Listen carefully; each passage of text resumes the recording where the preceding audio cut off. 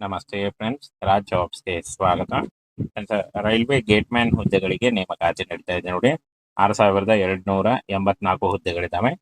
ಪುರುಷ ಮತ್ತು ಮಹಿಳಾ ಅಭ್ಯರ್ಥಿಗಳು ಇಬ್ಬರು ಅರ್ಜಿಗಳನ್ನ ಸಲ್ಲಿಸಬಹುದಾಗಿರುತ್ತೆ. ಈ ಒಂದು ಅಫಿಷಿಯಲ್ ವೆಬ್ಸೈಟ್ ಲಿಂಕ್ ಇದೆ ನೋಡಿ. ಹಾಗೇನ ಈಶಾನ್ಯ ರೈಲ್ವೆ ಇಲಾಖೆಯಿಂದ ನೇಮಕಾತಿ ಆಗಿರುತ್ತೆ ನೋಡಿ. ಈಶಾನ್ಯ ರೈಲ್ವೆ ಇಲಾಖೆಯಿಂದ ನೇಮಕಾತಿ ಆಗಿರುತ್ತೆ. ಗೇಟ್ಮ್ಯಾನ್ ಹಾಗೂ ಇನ್ನೂ ಹಲವು ಹುದ್ದೆಗಳಿಗೆ ನೇಮಕಾತಿ ಇರುತ್ತೆ. ಸಂಪೂರ್ಣ ಮಾಹಿತಿಯನ್ನ ನೋಡಿ, ವಿಡಿಯೋನ ಕೊನೆವರೆಗೆ ನೋಡಿ. ಪೋಸ್ಟ್ ಹೆಸರನ್ನು ನೋಡೋದಾದ್ರೆ ಗೇಟ್ಮ್ಯಾನ್, ಟ್ರ್ಯಾಕ್ ಮ್ಯಾನ್, ಸಹಾಯಕ ಪಾಯಿಂಟ್ಸ್ ಮ್ಯಾನ್ ಉದ್ಯೋಗಗಳಿಗೆ ನೇಮಕಾತಿ ಇರುತ್ತೆ. ಒಟ್ಟು 6284 ಹುದ್ದೆಗಳು ನೋಡಿ. ಅರ್ಹತೆಯನ್ನ ನೋಡೋದಾದ್ರೆ SLC ಪಾಸ್ ಮಾಡ್ಕೊಂಡಿರ್ಬೇಕಾಗತ್ತೆ. ನೀವೇನಾದ್ರೂ SLC ಪಾಸ್ ಆಗಿದ್ರೆ ಈ ಒಂದು ಹುದ್ದೆಗಳಿಗೆ ಅರ್ಜಿಗಳನ್ನ ಸಲ್ಲಿಸಬಹುದು. ಇನ್ನು ಆಯ್ಕೆ ವಿಧಾನವನ್ನ ನೋಡೋದಾದ್ರೆ ಲಿಖಿತ ಪರೀಕ್ಷೆ, ವೈದ್ಯಕೀಯ ಪರೀಕ್ಷೆ, ದಾಖಲೆ ಪರಿಶೀಲನೆ ಮತ್ತು ಮೆರಿಟ್ ಪಟ್ಟಿಯ ಮೂಲಕ ಆಯ್ಕೆಯನ್ನ ಮಾಡಿಕೊಳ್ಳಲಾಗುತ್ತೆ ನೋಡಿ. ಇನ್ನು ಸಂಬಳವನ್ನ ನೋಡೋದಾದ್ರೆ 25,000ವರೆಗೂ ಪರ್ ಮಂತ್ ಸ್ಯಾಲರಿ ಆಗಿರುತ್ತೆ ನೋಡಿ. 25,000 ಪರ್ ಮಂತ್ ಸ್ಯಾಲರಿ ಆಗಿರುತ್ತೆ. ಹಾಗೆ ಇನ್ನು ವಯೋಮಿತಿಯನ್ನ ನೋಡೋದಾದ್ರೆ ಗರಿಷ್ಠ 35 ವರ್ಷದ ಒಳಗಿನವರು ಅರ್ಜಿಗಳನ್ನ ಸಲ್ಲಿಸಬಹುದು. OBC ಅಭ್ಯರ್ಥಿಗಳಿಗೆ 3 ವರ್ಷ, SC ಅಭ್ಯರ್ಥಿಗಳಿಗೆ 5 ವರ್ಷ ಹಾಗೂ PWD ಅಭ್ಯರ್ಥಿಗಳಿಗೆ 10 ವರ್ಷಗಳ ವಯೋಮಿತಿ ಸಡಿಲಿಕೆ ಕೂಡ ಇರುತ್ತೆ ನೋಡಿ. ಆದಷ್ಟು ನಿಮ್ಮ ವಯಸ್ಸಿನ ಲೆಕ್ಕಾಚಾರ ಮಾಡಿಕೊಂಡು ನೀವು ಈ ಒಂದು ಹುದ್ದೆಗಳಿಗೆ ಅರ್ಜಿಗಳನ್ನ ಸಲ್ಲಿಸಬಹುದಾಗಿರುತ್ತೆ. ಇನ್ನು ಕೆಲಸದ ಸ್ಥಳವನ್ನು ನೋಡೋದಾದ್ರೆ ಭಾರತಾದ್ಯಂತ ನೇಮಕಾತಿ ಇರುತ್ತೆ ನೋಡಿ. ಕರ್ನಾಟಕದಲ್ಲೂ ಕೂಡ ಹುದ್ದೆಗಳಿದ್ದಾವೆ. ಭಾರತಾದ್ಯಂತ ನೇಮಕಾತಿ ಇರುತ್ತೆ. ಅಧಿಕೃತ ಆಫಿಷಿಯಲ್ ವೆಬ್ಸೈಟ್ ನೋಡಿ, indianrailways.gov.in. ಈ ಒಂದು ಅಧಿಕೃತ ವೆಬ್ಸೈಟ್ಗೆ ಭೇಟಿ ನೀಡಿ ನೀವು ಅರ್ಜಿಗಳನ್ನ ಸಲ್ಲಿಸಬಹುದು. ಪೋಸ್ಟ್ ಹೆಸರು ನೋಡಿ, ಗೇಟ್ಮ್ಯಾನ್, ಟ್ರ್ಯಾಕ್ ಮ್ಯಾನ್, ಸಹಾಯಕ ಮತ್ತು ಪಾಯಿಂಟ್ಸ್ ಮ್ಯಾನ್ ಹುದ್ದೆಗಳಾಗಿರ್ತವೆ. SLC PUC ಪಾಸ್ ಮಾಡ್ಕೊಂಡಿದ್ರೆ ನೀವು ಈ ಒಂದು ಹುದ್ದೆಗಳಿಗೆ ಅರ್ಜಿಗಳನ್ನ ಸಲ್ಲಿಸಬಹುದು. 6284 ಹುದ್ದೆಗಳಾಗಿರ್ತಾವೆ ನೋಡಿ.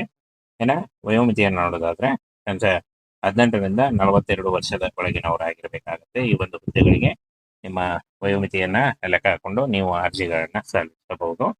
25,000ವರೆಗೂ ಪರ್ ಮಂತ್ ಸ್ಯಾಲರಿ ಆಗಿರುತ್ತೆ ನೋಡಿ. Track man, helper, assistant, point man ಹುದ್ದೆಗಳಿಗೆ. ಹಾಗೆ ಇನ್ನು ಆನ್ಲೈನ್ ಅರ್ಜಿ ಸಲ್ಲಿಕೆ ಇರುತ್ತೆ. ಹಾಗೆ ಸಾಮಾನ್ಯ OBC ಮತ್ತು ಏನು ಪ್ರವರ್ಗ ಹುದ್ದೆಗಳಿಗೆ ಅಂದ್ರೆ ಆ ಒಂದು ಅಭ್ಯರ್ಥಿಗಳಿಗೆ 500 ರೂಪಾಯಿ ಇದ್ರೆ, ಮಹಿಳಾ ಮತ್ತು SC ST ಅಭ್ಯರ್ಥಿಗಳಿಗೆ 250 ರೂಪಾಯಿ ಇರುತ್ತೆ. ಈ ಒಂದು ಅರ್ಜಿ ಶುಲ್ಕವನ್ನ ನೀವು ಆನ್ಲೈನ್ ಮೂಲಕ debit card, credit card, net banking ಮೂಲಕ ಪೇ ಮಾಡಬಹುದಾಗಿರುತ್ತೆ. ಇನ್ನು ಆಯ್ಕೆ ಪ್ರಕ್ರಿಯೆಯನ್ನು ನೋಡೋದಾದ್ರೆ ಕಂಪ್ಯೂಟರ್ ಆಧಾರಿತ ಪರೀಕ್ಷೆ ಇರುತ್ತೆ ನೋಡಿ, CBT. ಆನಂತರ ದೈಹಿಕ ಪರೀಕ್ಷೆ ಇರುತ್ತೆ, PET. ಆನಂತರ ದಾಖಲೆ ಪರಿಶೀಲನೆ ಮತ್ತು ವೈದ್ಯಕೀಯ ಪರೀಕ್ಷೆ ಮೂಲಕ ಆಯ್ಕೆಯನ್ನ ಮಾಡಿಕೊಳ್ಳಲಾಗುತ್ತೆ ನೋಡಿ. ಇನ್ನು ಪರೀಕ್ಷೆ ಇರುತ್ತೆ ಅಂತ ನೋಡೋದಾದ್ರೆ ಇಲ್ಲಿ ನೋಡಿ, ಕನಿಷ್ಠ ಶೇಕಡಾವಾರು ಅಂಕಗಳು UR 40%, EWS 40, ಹಾಗೆ OBC 30, SC 30 ಮತ್ತು ಪ್ರವರ್ಗ 30 ಆಗಿರುತ್ತೆ. ಹಾಗೆ ಈ ಒಂದು ಅಫಿಷಿಯಲ್ ವೆಬ್ಸೈಟ್ಗೆ ಹೋಗಿ ನೀವು ಅರ್ಜಿಗಳನ್ನ ಸಲ್ಲಿಸಬಹುದಾಗಿರುತ್ತೆ. ಹಾಗೇನ 20 ಮೇಯಿಂದ ಅರ್ಜಿ ಸಲ್ಲಿಕೆ ಶುರುವಾಗುತ್ತೆ. 20 ಮೇಯಿಂದ ಅರ್ಜಿ ಸಲ್ಲಿಕೆ ಶುರುವಾಗುತ್ತೆ. ಅಲ್ಲಿಂದ 1 ತಿಂಗಳ ಕಾಲಾವಕಾಶ ಇರುತ್ತೆ.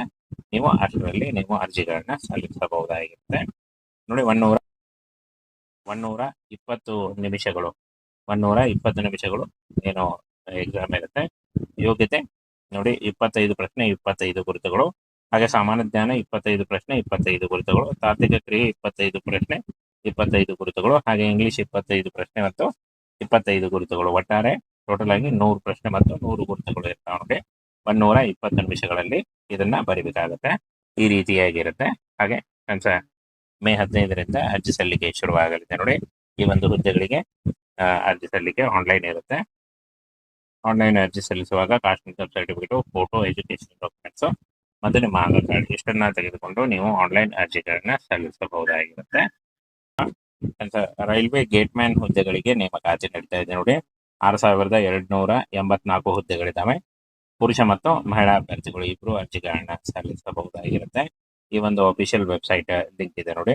ಹಾಗೇನ ಈಶಾನ್ಯ ರೈಲ್ವೆ ಇಲಾಖೆಯಿಂದ ನೇಮಕಾತಿ ಆಗಿರುತ್ತೆ ನೋಡಿ. ಈಶಾನ್ಯ ರೈಲ್ವೆ ಇಲಾಖೆಯಿಂದ ನೇಮಕಾತಿ ಆಗಿರುತ್ತೆ. ಗೇಟ್ಮ್ಯಾನ್ ಹಾಗೂ ಇನ್ನೂ ಹಲವು ಹುದ್ದೆಗಳಿಗೆ ನೇಮಕಾತಿ ಇರುತ್ತೆ.